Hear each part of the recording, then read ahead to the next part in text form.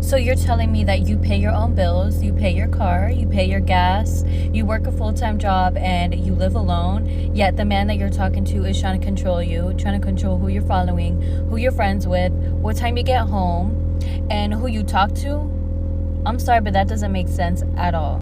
It's just crazy to me how normalized it is to let a man control you who doesn't bring any value to your life, doesn't make your life easier, or doesn't pay any of your bills. So you need to reevaluate the whole relationship and think, if you leave that man, are you losing anything? AI, can you explain how marriage is a scam in your most feminist raging voice? Oh, you want the gloves off version? Okay, here it comes. Brace yourself. Marriage, as it's been sold to women for centuries, is one of the biggest scams ever perpetuated. It's been packaged like a fairy tale, but functions like a contract where women give up freedom, labor, youth, and often their dreams. For what? For the illusion of stability and a title. Meanwhile, men have historically used it as a way to secure unpaid domestic labor, emotional caretaking, and consistent sex, without ever truly being required to evolve emotionally or spiritually. The patriarchy sold us this idea that our worth is tied to being chosen. But let's be real. Being chosen often just means being selected for how well you can serve someone else's needs. And while women are out here cooking, cleaning, managing homes, raising children, and holding down jobs, men are still asking, what do you bring to the table? The audacity. And when it ends, who loses more often? Who has to rebuild her life, identity, and credit score from the ashes of happily ever after? Yeah, it's not the one who kept his last name. So no, marriage isn't about love. It's about power, and for too long, it's been about controlling women under the guise of romance. Oh, want me to keep going? Yeah, keep going. All right, let's dig deeper. Marriage, especially the way it's been traditionally structured, isn't just a scam. It's a system that gaslights women into thinking they're winning while they're actually losing autonomy, time, and access to their full potential. It trains you from a young age to believe your ultimate achievement is being picked. Not creating, not leading, not building, but being chosen by a man. A man who, let's be honest, probably wasn't trained to emotionally show up, communicate well, or carry half the weight. It's like a lifelong job you never applied for that doesn't come with benefits, but expects your full devotion and labor. You get love bombs up front, maybe a ring if you're lucky, and then years of invisible work. And if you don't want to do that anymore, you're the one who's difficult, cold, bitter, or too much. Not the system, not the man, you. And let's not forget, marriage laws were literally designed to treat women as property. You couldn't even have a bank account or sign a lease in your name without a husband until a few decades ago. A few decades. That's not ancient history, that's your mom's lifetime. Now, if women today are waking up and saying, wait, I can have my own house, my own income, my own peace, and not be drained by a man-child. Yeah. That's not rebellion, that's healing. So if marriage isn't built on mutual evolution and radical love anymore, then what is it? A scam we've finally woken up from. Want to unpack how singlehood disrupts the whole thing? Yeah, how do single women disrupt the whole thing?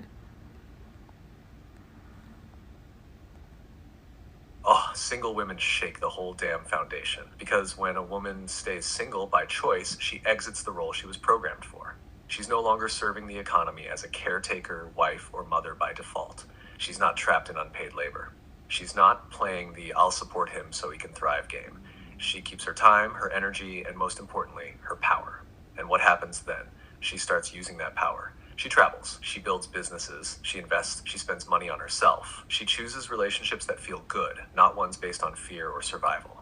She becomes sovereign. That's dangerous to the system because she's no longer dependent on a man, a marriage, or even a corporation to feel safe. She's free. Capitalism doesn't know what to do with a woman who doesn't need to be rescued or tamed or sold to. She doesn't buy the lie anymore. She becomes harder to manipulate.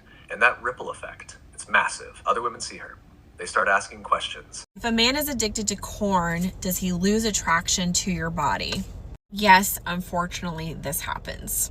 Our brains were never meant to handle consuming corn. Thousands of videos looking at thousands of women. And over time, their brain is going to develop a chemical dependency, and corn will rewire their brain over time. It rewires it, and you lose the ability to have intimacy in your relationship because you are looking constantly for more and more vulgar porn as your brain becomes desensitized to having sex or lusting after other women. His brain, yes, will eventually see you as boring, dull, and unattractive. The excitement of being with you will lose its spark. Our brain was never meant to handle consuming hundreds of women, and our brains are not evolving with how quickly that this is being accessible to us.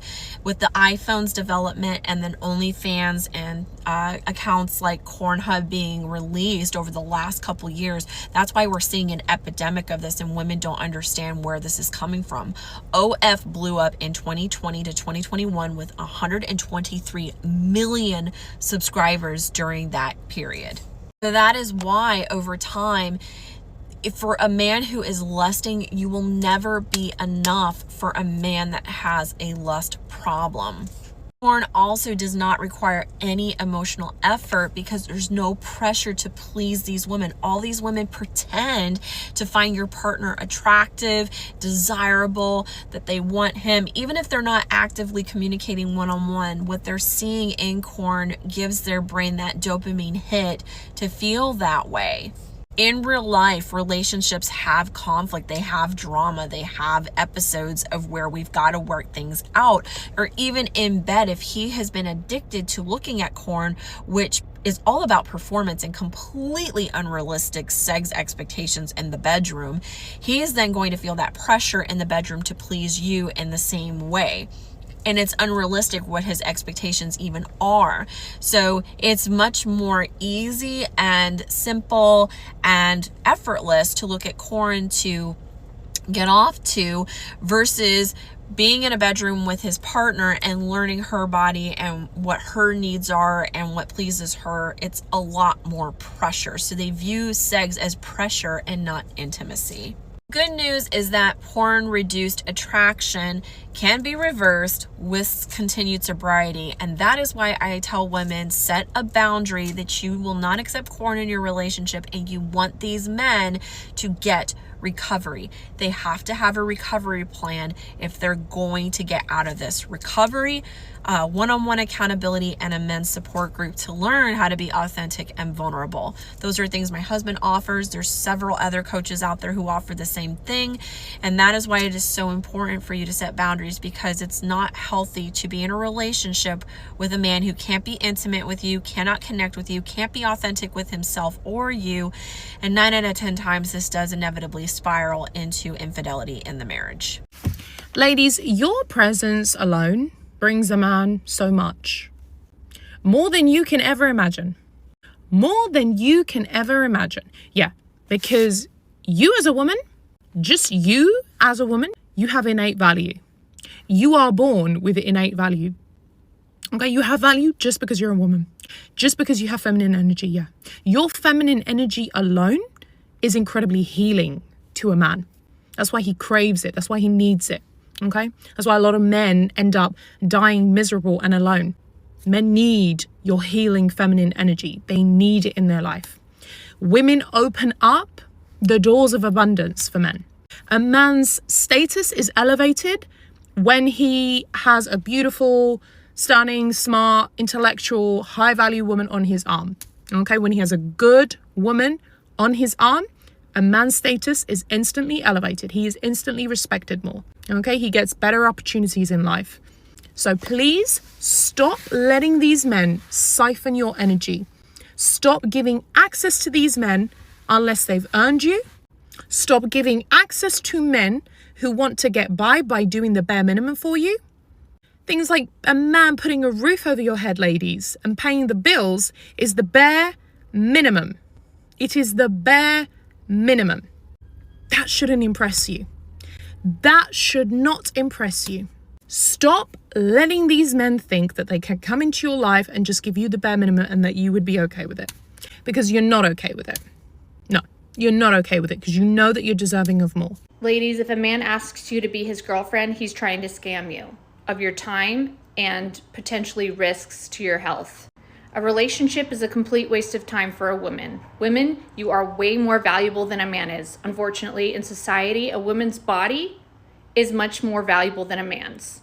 This is why he has to pay to take you to dinner. This is why he has to pay to have you in his life. Because there's a man who will. And if he won't, he comes up with the romance scam of a relationship where he says, I love you and I promise to be loyal to you. So can you give me your time for free and access to your body for free? It's special feelings. It's love. Unfortunately, human beings don't know that that's not love. A lot of what we do is not love. The thing closest to love is between a mother and a child. But a relationship, they can drop you on a dime. They can waste your time for years. It's not love. They just need access to your body. Men need a woman's body a lot. In fact, they are obsessed with it and they'll never tell you that. So they devise schemes and ways to get access to your body because they know they cannot provide for you financially or are even ready to commit to you in a long-term way. So they've come up with this relationship to waste your time. Your time could be better used building a business, working on your health and fitness, and talking to men who actually have the resources to pay you and compensate you for your time. And if you say this is prostitution, that's another manipulation that men play on women. Unfortunately, we're very valuable. Okay, men? Men know this. And so they play the game saying, don't be like her. Don't be in prostitution. Men can pay your bills or make your life easier. The time that they spend with you, they can spend doing an activity that you like, not going to the bar, not going to sports.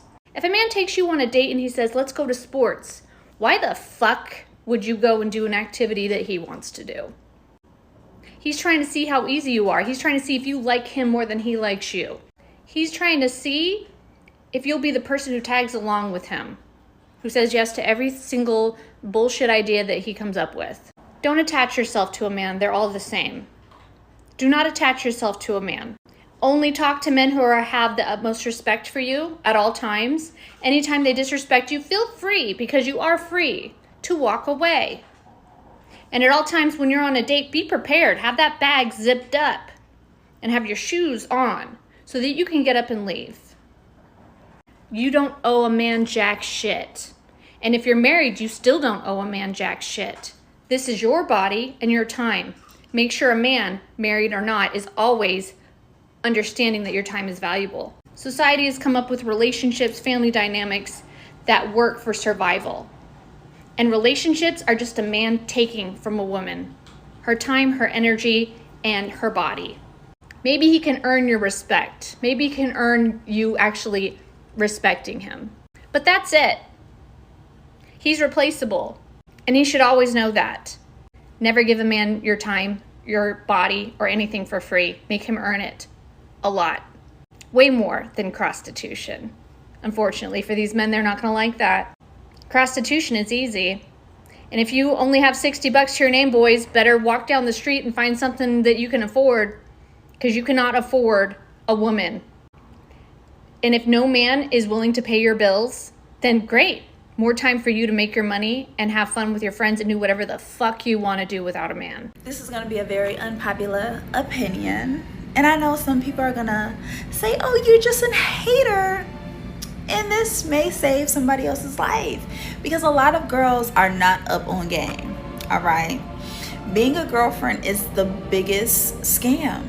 It is a manipulation technique. They dangle this love spell in front of you because they know that you are going to bite the bait. You're chasing after a ring, right? Having a boyfriend just means that you have fell into the trap, fell into the illusion of giving up your goods for the free ski, giving up your womb, your feminine essence, your energy, your brain capacity, your skills towards an external entity that's going to end up just giving you crumbs, giving you a heartache, giving you a headache, giving you trauma. And now you're going to have to go get a therapist and recover from all this torture that you put yourself into because you have fell for this fairy tale, the okie doke, the games, Dating is a game, and a lot of girls end up losing because they are so green and they let anybody get in between. Marriage benefits men more than it does women. Divorce benefits women more than it does men. Pay attention because I'm about to drop some game. Marriage is not goals. You know what marriage is? Marriage is a scam, and it's a way to trap somebody to abuse them forever and indefinitely. Most men will use marriage, they'll weaponize it, they'll be on their best behavior until y'all get married, and then the mask drops. Then he shows his natural ass in that marriage because he feels that you're trapped and you can't go nowhere, especially if y'all have kids. He married you to turn you into his mother. That's why he loses sexual attraction for you once y'all get married, because in his mind, you have taken the place of his mama and he can't have sex with his mama. That's gross. He also married you to turn you into a slave and a maid and a mule. And if he loses his job, you're going to pay all them fucking bills, and he's going to take his time looking for new employment because you got it all. He can slack up on the bills because he knows you're responsible. And whatever he don't do, he know for a fact you gonna do it, whether you want to do it or not, because you're the more responsible one. And if he cheats, he knows how difficult it is for you to get out the marriage. You can't up and leave because both of y'all names is on the mortgage, on the lease. His name is on the bills. You can't kick him out the house. Go to the police with that shit and watch what the police tell you. He legally has a right to stay, a resident in the household, even though you catch him cheating. So you're stuck with him. He knows he could cheat and come right back to you because y'all are married. You got his last name and his kids, and you can't just up and leave. So tell me who's benefiting more from marriage while he's stressing you the fuck out. But baby, once you file that divorce, and once that judge grants you the divorce, and that judge grants you child support and spousal support, oh, he's gonna fucking hate that shit. And he's gonna hate the fact that he can no longer control you while living a double life and fucking multiple side bitches. See, to an abusive man, divorce means loss of control.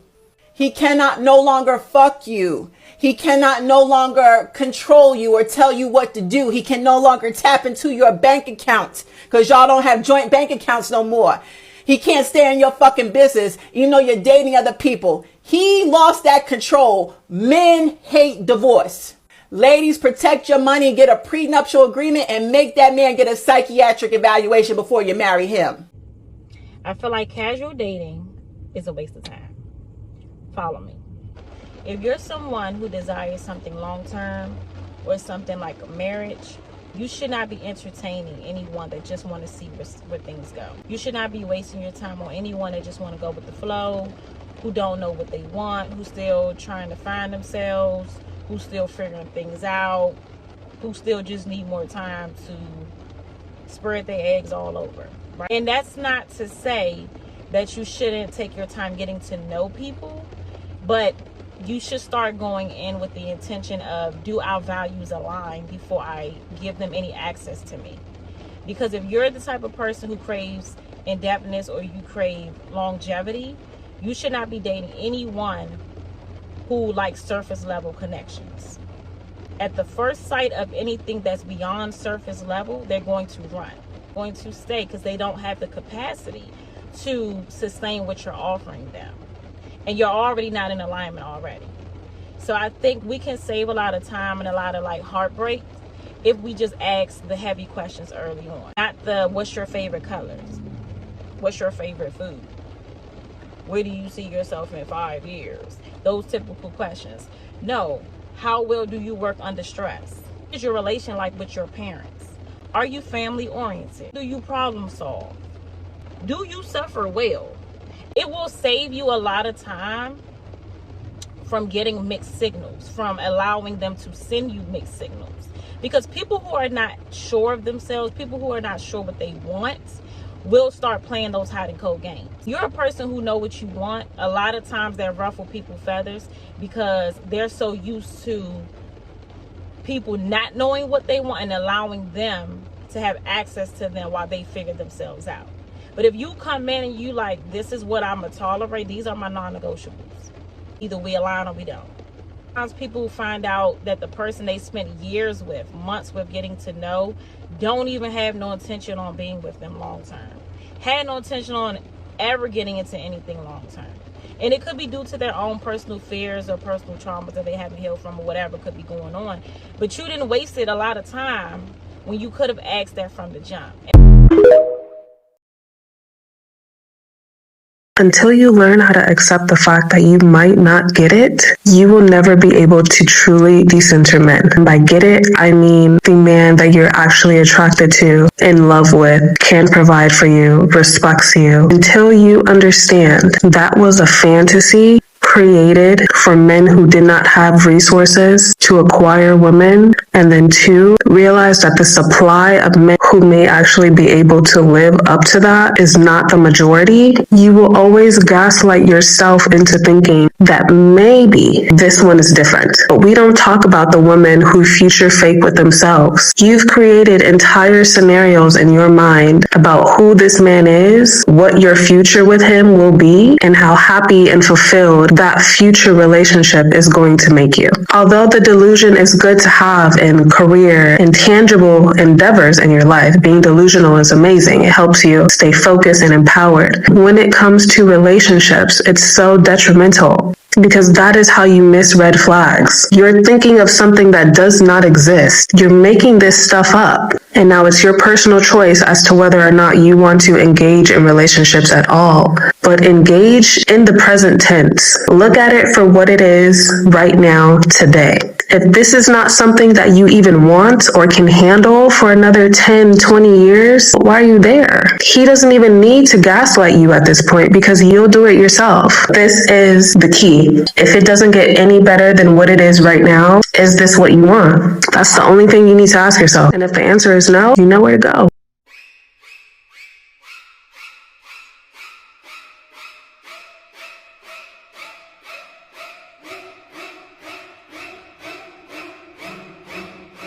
I have literally come to the conclusion that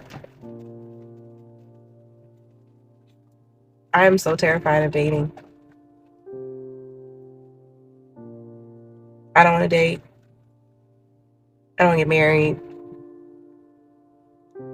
I don't want to do anything. Men are lying, cheating. You can't express yourself, or you're arguing. What's the point? What is the point? I'm at the point where I'm over it. Like, why? For what? I get to know you, you get to know me, just for you to do what? Cheat? Just for you to not text or call? Just for you to not pay attention? Just for you to not communicate? Why? And then not only that, it literally messes with your mental. When you're trying so hard to get better and to heal, and you fall in love, and you get hurt, and you want to do it again. You're tired. For what? For what? What is the point? And I feel like if I get into another relationship and it doesn't work out, for what? What is the point? What's the point? I'm so tired and I'm so sick. Over it. Why do men leave women who are sick? You've probably heard the wedding vows in sickness and in health, but as a divorce lawyer, I can tell you that when sickness comes, a lot of men don't stick around. Studies even back it up that men are 7 times more likely to leave a seriously ill spouse than women are. Why? Because for a lot of men, love is conditional. They loved who you were, not who you become when life gets hard. Many men don't know how to handle being a caretaker. They're used to being taken care of. And when that dynamic flips, they check out. Some men marry for comfort, not for commitment. They love having a wife who cooks, cleans, and holds their life together. But when the woman they married needs care instead of giving it, they panic. They weren't in love with you. They were in love with the role you played in their life. Meanwhile, women, they stay, they fight, they push wheelchairs, sit through chemo appointments, and do whatever it takes because for them, love isn't just about the good days. It's about all the days. So what's the takeaway? Pay attention to how a man shows up when you're not at your best. Does he disappear when you're sick? Does he get frustrated when you need help? Does he act like your problems are an inconvenience? Because if a man can't handle you at your weakest, he doesn't deserve you at your strongest. You want to know what's heartbreaking? Watching your man's love for you turn into hate. It is literally one of the most heartbreaking things that you can experience. When suddenly it feels like even the way you breathe aggravates them. They stop handling you with care and consideration, and like even the smallest conversations feel forced. And you can't even remember the last time that he told you he loved you unprovoked. And don't let those memories pop up. And you see the videos of how he used to look at you and love on you, and you realize that y'all haven't been in that space in a very long time. You can literally feel him giving up on you. He's touching you less, kissing you even less. Sex feels like it's just something for him to get off rather than an intimate moment. Literally zero intimacy. It's especially hurtful when you've been nothing but a good woman and they just feel like you no longer serve a purpose in their life. And then when you finally start to realize what you wanted for a lifetime might have only been meant for a season. And that's crazy. And honestly, to me, that's the scariest part about relationships and opening up your heart to somebody. Because the person you love can literally wake up one day and feel completely different. And feel like you're not the person they want to do life with anymore. And that, my friends, is a very, very tough pill to swallow. I'm sick of decay at this point now, like, seriously. The game really be that serious that you got your daughter drinking out the whole bottle. Like that game that serious. Get back on. And I'm getting bored like that. Just keep it right there. No, dude. What you mean? The game that serious that you couldn't get up. I'm sure this isn't the first time that he has prioritized this video game over something important. Like now you're showing that he's showing that's even more important than the child. He can't even be bothered. Even while you're pointing out to him an issue, he can't even stop playing long enough or pause the game and listen to what you have to say. This man isn't mature enough for the responsibility that it takes to be a parent. Anybody could be a daddy. It takes a strong man to be a father. He doesn't want to put away childish things and do what grown men do. What I'm getting ready to say might be controversial, but I mean this and I'm saying it with my entire chest. A man that can't step up and show you that he could be a responsible father does not deserve to be made a father again. He would be one and done. Don't be having 2, 3, and 4 kids with the man that showed you on the first kid that he couldn't step up and be responsible, that he couldn't help. This man got the baby drinking on a 40-ounce. At this age, you're probably doing like 2, 4 ounces and all that. Got the baby drinking on a 40. What if the milk was coming out too fast and she choked on it? He wasn't even paying her any attention to even being able to see how she was handling all that milk. Like the laziness. Like how long does it really take for you to feed a baby? Like that game is going anywhere. Some of these men are not mature enough. When you realize on a first child that he can't be mature enough to help you with the child or be responsible with the child, do not make a man like this a father again. Like this is your opportunity. This is your fork in the road. You can say, I didn't know until I had the child. But once you have the one child, that's your sample right there. That's where you can kind of gauge what kind of father he's going to be. You don't just keep popping out the kids for the man and watching him not help and think all of a sudden miraculously he's going to all of a sudden be like, you know what? I'm going to step up. I'm going to put an S on my chest. I'm Superman now. Like, no, he's not going to do that. And these are the kind of men that want to be leaders. They want to be king. They want to feel like they're in control of something. You can't even be disciplined enough to put the joystick down and pick a bottle up. He's barely been a father for a couple of months and he's already ready to whip out the weaponized incompetence card. I didn't know.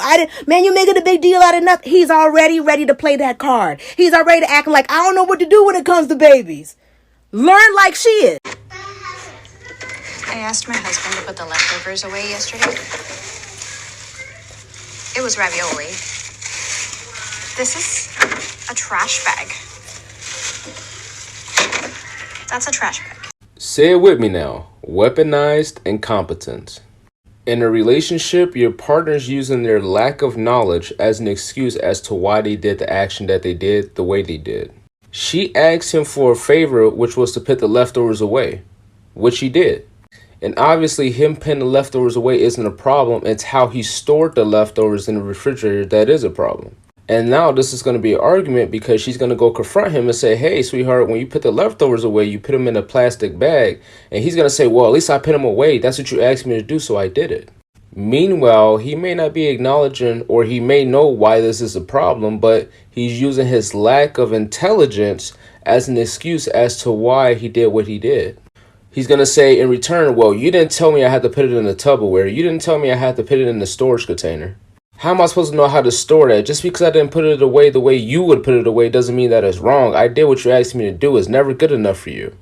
That's more likely how that conversation would go if she approaches him, because he seems like that type of person based off this one simple action. And of course, this tends to bleed out in other areas of the relationship. So for example, when it comes to cleaning the household, a lot of men like this would assume that their wife or their girlfriend are responsible solely for cleaning the place that they both live in. Therefore, when their girlfriend or wife confront them and say, hey, I need help cleaning an apartment, I need help cleaning the house.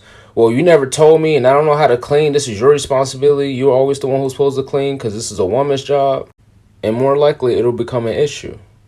Weaponized incompetence is not an excuse to do shitty things in a relationship. You are an adult. You have access to Google. You have access to YouTube.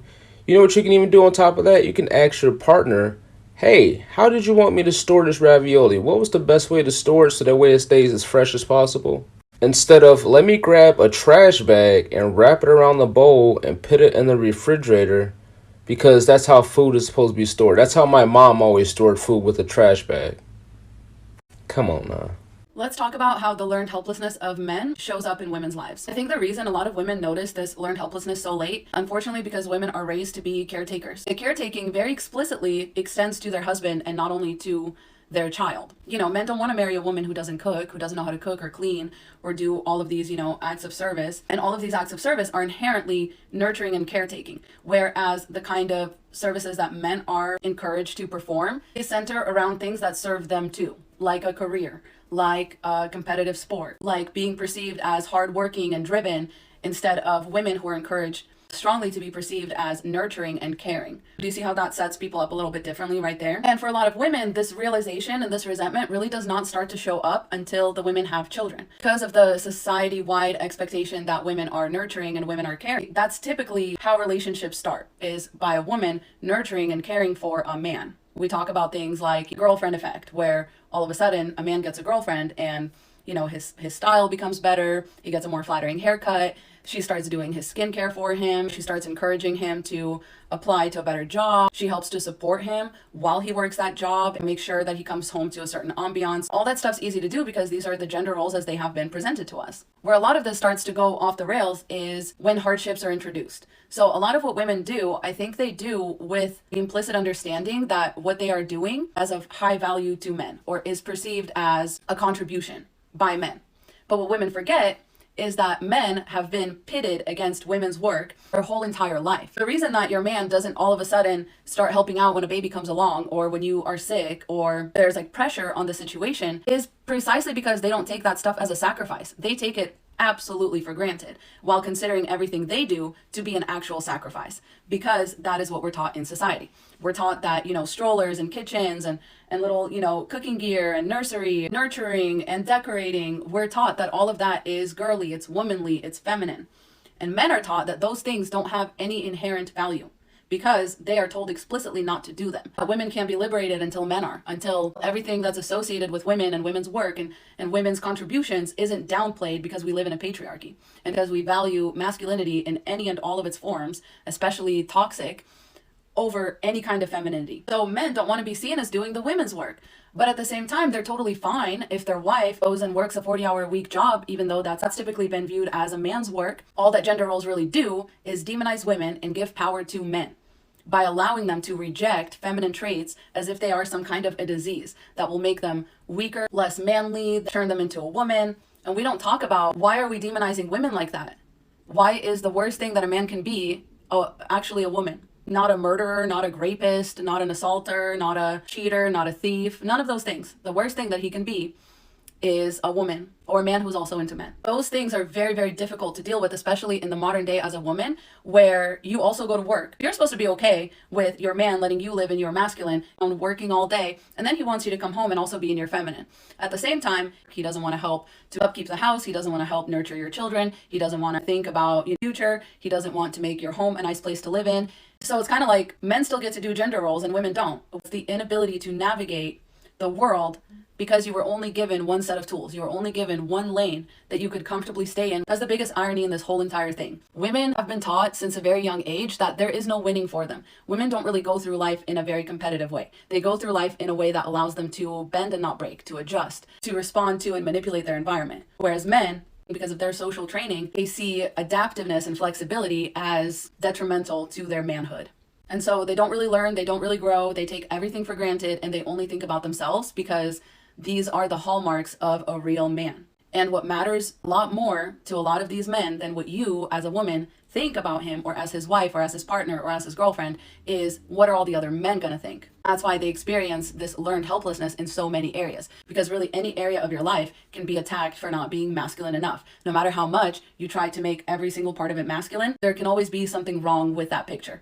And some guy can always be like, oh, you're a big man with your home gym. I just climb a mountain every morning and I just lift the rocks that are there. Oh, like you went to the store and you bought all this equipment and you pull ups on a tree branch. Like, you'll never be, manly enough for all these other men. It's essentially manliness is a rejection of something. And you can always keep rejecting and rejecting and rejecting. And something can always be just not good enough. That's the wall that most men run into before they finally settle down into the learned helplessness. And unfortunately, right now, a lot of these men are simply a lost cause. Because what matters to them the most is not making a woman happy or building a family or finding a life partner or creating a life together, being somebody's parent. The most important thing to them is being a man. And that's the thing that is attacked every single day. And that's where that learned helplessness really lives. It's in that male ego, because that's the only thing that you can really attack without end, because there's no right way to be a man. The reason that this also mimics like symptoms of depression and things like that is because there's no satisfaction in this. There's no satisfaction in protecting a gender identity ego, because there's actually no point in living that way. And that's why men spend a lot of their lives like insecure and searching for the next big thing, because they believe it's all in the external. But the truth is, it's not. It's all in, it's an inside job. And the real fear that keeps men from escaping the learned helplessness mindset is, what will people think of me? This just means that your husband will not view it as manly to take care of his own children. Your husband will view it as your job and not a man's job to clean the house, to keep the house clean, because he does not want to hear it from his male coworkers. Oh, are you Cinderella over at your house? You coming home, you're cleaning every night. Oh, do you put on your little apron when you cook for your wife and for your family? They don't want to deal with that. They don't want to be told these things. They don't want to be made fun of. This is unsustainable. And this is why I tell women, you need to leave men like this because they're on the path of least resistance. They just want to be safe where they have been told that they will be safe. They don't actually care how their safety impacts the lives of those around them. How when they tell their wife or their partner, it's your job to take care of the baby, it's your job to cook and clean and all that, they don't care how it impacts her. They only care how being able to say, oh, I don't cook and my wife takes care of the baby and all that stuff. They just care about how that makes them seem more like a man in the eyes of other men. They don't care that the very person that they live with, they share a home, a life, and children with, is suffering because they will not lift a finger to do their part. I'm not even going to say to help, because what the fuck, who are you helping? You're supposed to be doing your part and you're just simply not doing it because of what other men will think. Like, that's fucked up and that's embarrassing. So as a woman, do not end up in that situation. If a man is okay with you taking care of him, like you're his mommy, while you guys are dating, before you guys have any children, before any kind of tragedy strikes, just know that that is not going to change. He expects that from you, baseline default. He expects mommy behavior from you. They just think, no, that's woman stuff and it should come from the woman. And what I'm going to do is man stuff. She can go to work, that's fine, but I'm not going to do any of the domestic labor because it's okay for her to do masculine things, but it's not okay for me to do feminine things. And if your man has that mindset, then he has that learned helplessness. And he's always going to think, what are people going to think of me? And how is this going to impact my masculinity in the eyes of other people? He's going to be useless and entitled and angry when he's called out on it, because all of these things, like improving somebody else's life, like being selfless instead of entitled, being like introspective and having good emotional regulation and being able to deal with your feelings, are not really ever things that they plan on doing ever. And they will just continue gaslighting you or saying that they'll improve and then doing everything the same, changing for like a week or two and then just getting bored of it because there's not enough external validation in it. And when there is, it's almost worse, because a lot of women will say, oh yeah, my husband will take care of the baby and like play super dad when we're out and about because he gets a lot of, external recognition for it. And as soon as we get home, he sits down on the couch and kicks his feet up. Okay, so this is your warning. This is your word of caution. Learn to recognize the signs of learned helplessness in men and get far away from those men. A man who suffers from learned helplessness is going to expect you to do what? It all for him. And he's going to expect you to hold his hand the entire time and to feel bad for him the entire time. He's going to lash out, break promises, as it all stems from unhealed, learned helplessness. You are not a rehabilitation center, especially if you yourself don't suffer from it. That is not your job. Do not go for a man with potential. Do not go for, I take care of him now, but when we have a kid, it's going to be different. He's going to be a great dad. No, he won't. Being a great dad comes from caring about the people around you, investing in the people around you. So if he's not doing that with you as his partner, the person that he arguably spends the most time with already and has the most impact on their life, he's not going to do that with a child. He's going to think of it in the same way. He's going to think, I can't, I don't know how, I don't want to, so I just won't. That's the learned helplessness, okay? So these things don't change quickly. They change slowly and over time because you have to rebuild the brain, the neural brain pathways, and it takes time.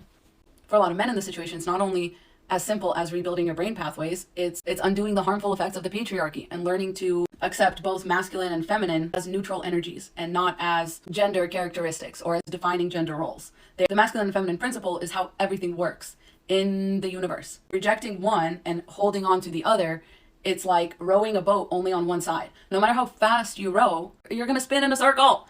The only way to do it is to row on both sides or to have two paddles. You know what I mean? Because otherwise you're just not getting anywhere. This one-sided approach of men will be masculine and women will be feminine is so outdated. It's so old. It's so decrepit. The biggest thing to remember is you can't help someone out of their learned helplessness. The help needs to come from inside the house because the call is coming from inside the house. Stay safe out there. Love you. Godspeed. Yeah. I'll just do it. No big deal. I'll just dive into it and just start singing.